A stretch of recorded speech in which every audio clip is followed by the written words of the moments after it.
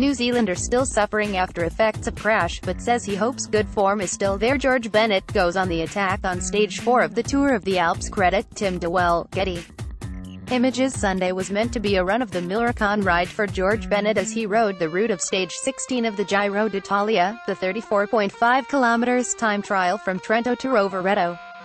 Unfortunately, things did not go to plan. Bennett found himself lying on the tarmac after a driver turned in front of him, a collision which took place at such speed that the New Zealander said he took the car's bike rack clean off with his knees.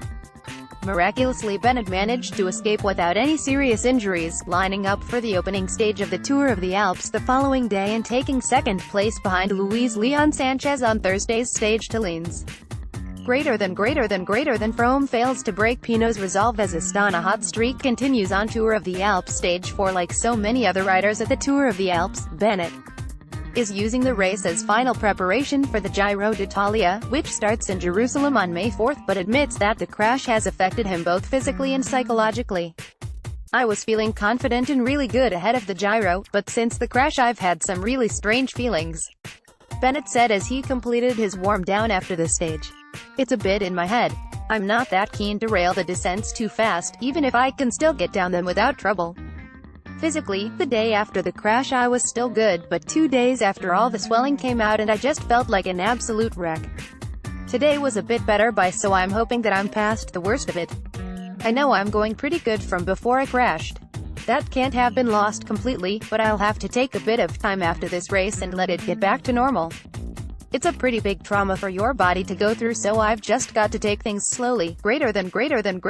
It's a taste of what we'll see at the Giro." Chris Froome relishing aggressive racing at Tour of the Alps, as is the case with all second places. The Latinal Jumbo rider's runner-up position provoked bittersweet emotions, but his performance was certainly an impressive one given both his recent crash and the fact that he had already put in a big effort in an unsuccessful attack earlier in the stage.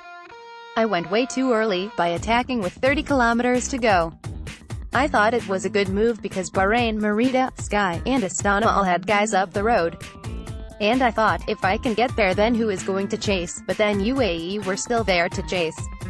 I went across full gas, as hard as I could go, and got across really quickly, but then I was cooked. I was pretty smashed. After that I was a little bit worried with what the last climb was going to hold, but in the end I managed to attack again and I didn't even look behind.